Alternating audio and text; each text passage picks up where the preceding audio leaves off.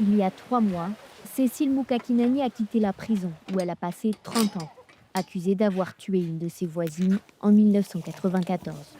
Ce certificat officiel de libération marque la fin de sa peine. Elle fait partie des derniers condamnés pour le génocide des Tutsis à recouvrer la liberté, alors qu'environ 16 000 personnes restent encore derrière les barreaux. Durant mon incarcération, je me suis repentie. À ma libération, j'ai demandé pardon à la famille de la victime dont j'avais contribué à la mort. Et elle m'a pardonné par écrit. Mon cœur s'est apaisé. Séparée des proches de sa victime par une simple ruelle, Cécile incarne ce défi rwandais. Vivre à quelques mètres seulement de ceux à qui l'on a tout pris. Elle habite désormais chez l'une de ses filles. Tout ce que je sais, c'est ce qui m'a été raconté. Elle a été arrêtée quand j'avais 7 mois.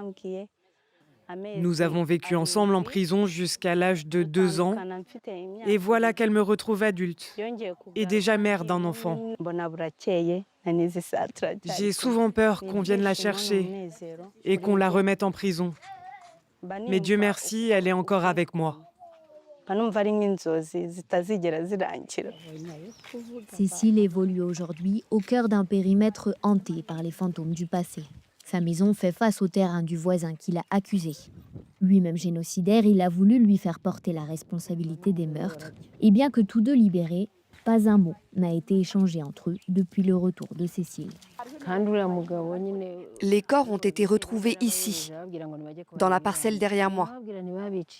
L'homme qui dirigeait les attaques avait menti et a dit que les corps se trouvaient chez moi.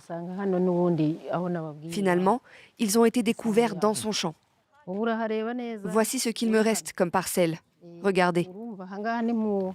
Malgré les souvenirs tragiques, Cécile brûlait de retrouver cette terre. Mais à sa sortie de prison, l'attente a laissé place à une amère réalité. Son domaine n'est plus qu'un lopin de terre. Une partie de mon terrain a été vendue par les autorités pour rembourser les dommages des victimes de génocide. Avant, j'avais une très grande propriété et ma propre maison. Mais aujourd'hui, j'ai tout perdu et je partage un matelas avec ma fille. À 70 ans, Cécile aborde sa vieillesse dans un dénuement total. Alors, pour sortir de l'impasse économique, des ONG comme Prison Fellowship Rwanda proposent des formations professionnelles visant à faciliter la réinsertion. Ces programmes agissent comme des sas de décompression sociale indispensables pour les 2000 anciens détenus qui regagnent leur colline chaque année. Dans ce groupe, l'objectif est double. D'anciens bourreaux travaillent aux côtés de ceux qu'ils ont autrefois traqués, comme ici Claver, condamné pour une tuerie dans une colline voisine, et Claudine, rescapée.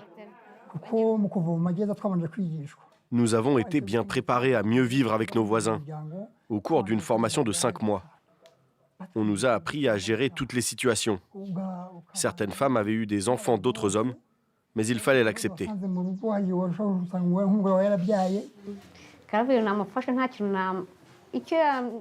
Qu'il s'agisse de lui apprendre à tresser des paniers ou autre chose, je l'aiderais volontiers, malgré ce qu'il a fait.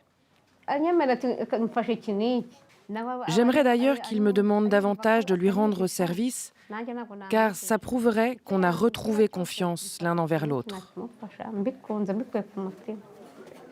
Claver vit désormais au milieu de ses victimes. Après presque 2 décennies en prison, il se réintègre petit à petit dans cette société post-génocide. Je suis ravi de pouvoir me promener et de respirer de l'air frais. Tenez, je rencontre une amie de très longue date, alors qu'en prison, c'était impossible. Comment vas-tu, cher ami? En prison,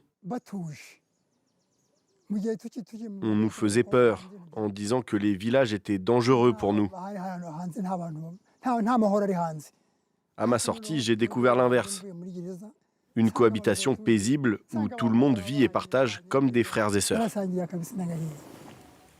Le Rwanda mise aujourd'hui sur une paix de proximité où la réconciliation se construit concrètement sur les collines, un travail de patience et de fourmi, où chaque outil partagé, chaque bonjour échangé devient une victoire sur le passé.